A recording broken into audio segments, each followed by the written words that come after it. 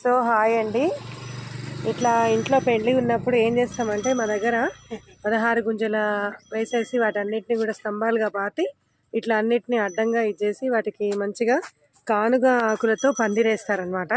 So ఈ పందిరి వేయడానికి ఏంటంటే ఊళ్ళో వాళ్ళందరూ కూడా చాలా మంచిగా వచ్చి హెల్ప్ చేస్తారు.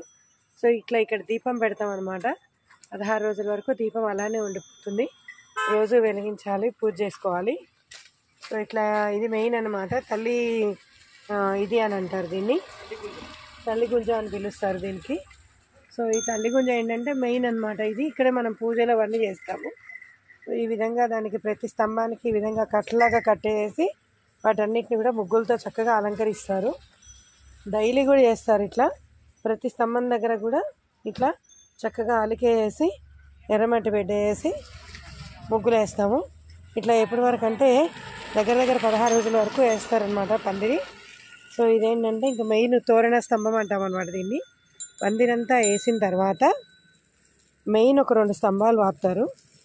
పాతేసి ఆ 2 స్తంభాలని ఏంటంటే మనకి ఇట్లా తోరణం కడతారనమాట. 2 స్తంభాలకి కలిపేసి ఇప్పుడు పిల్లగాడు కానీ ఈ తోరణంలోంచి లోపలికి వెళ్ళడం అనేది జరుగుతుంది.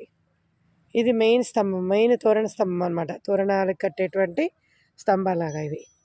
ఓకే, ఇది ఇట్లా ఉంటే మనం ఏం చేసామంటే పందిరి ఇక్కడి నుంచి అక్కడ వరకు మొత్తం వేయించేసాం. ఎందుకంటే 16 గుంజల పందిరి కాబట్టి కొంచెం వెడల్పు ఎక్కువగానే తీసుకుంది మనకి. సో ప్రతి స్తంభం దగ్గర కూడా మంచిగా అలుకు వేసేసి తర్వాత ఎర్రటి మట్టితో వాళ్ళకి ముగ్గులేసి ఇట్లా పెడుతూ ఉంటాము. 16 రోజులు అయిన తర్వాత ఈ పందిరిని కదిలిచ్చి ఈ పందిరి తీసేసి ఆ రోజు అమ్మాయి మనం ఒడినిపుకొని వచ్చినటువంటి బియ్యంతో పరమాణం చేసి పందిరి తీసిన వాళ్ళందరికీ కూడా భోజనాలు పెడతారు.